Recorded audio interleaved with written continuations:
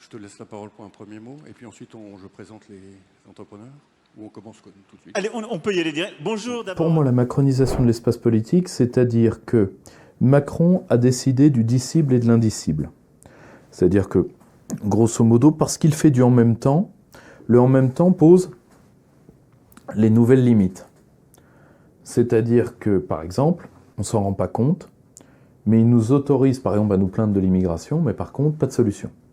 Il nous autorise à nous plaindre de certaines choses. La preuve, il les reprend. Par exemple, un jour, il se plaint de la repentance, le lendemain, il en fait. Et ce faisant, il ne se rend pas compte, c'est qu'il dilue totalement tous les discours alternatifs, vu que ceux-ci ne sont pas faits comme le sien. Lui, c'est une classe et le vide qui cache les intérêts de cette classe. C'est une pointe de diamant.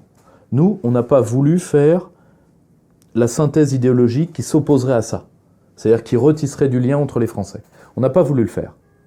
Donc, on est dépendant des cordes dont Macron a fait notre ring. Point. Voilà. C'est ça la macronisation de l'espace politique. Macron a les cartes en main. Il a dit le disciple et l'indicible.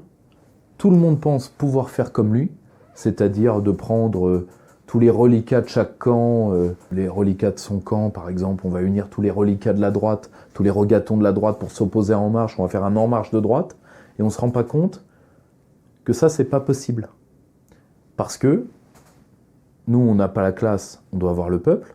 Le peuple, on ne le fréquente pas, on ne sait pas ce qu'il pense, on s'en fout. On n'a pas de synthèse idéologique pour lui, donc on est enfermé dans un espoir d'alternance automatique, clic, clac, gauche, droite, c'est-à-dire Macron, nous,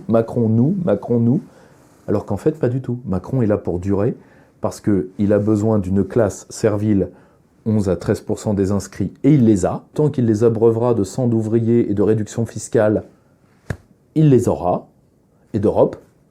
Et nous, on a peur de notre ombre, donc on recule surtout. Et après, on joue les matamores sur un ou deux trucs, mais personne n'y croit. Et là, Macron a gagné. Parce qu'on n'ose pas faire une synthèse idéologique. Le problème, c'est que pour ça, il faut bosser. Alors on me dira, Macron n'a pas fait de synthèse idéologique. Non, il a mis une idéologie pour habiller des intérêts. Le problème, c'est que lui, il a une classe servile. Nous, on a le peuple, dans sa diversité.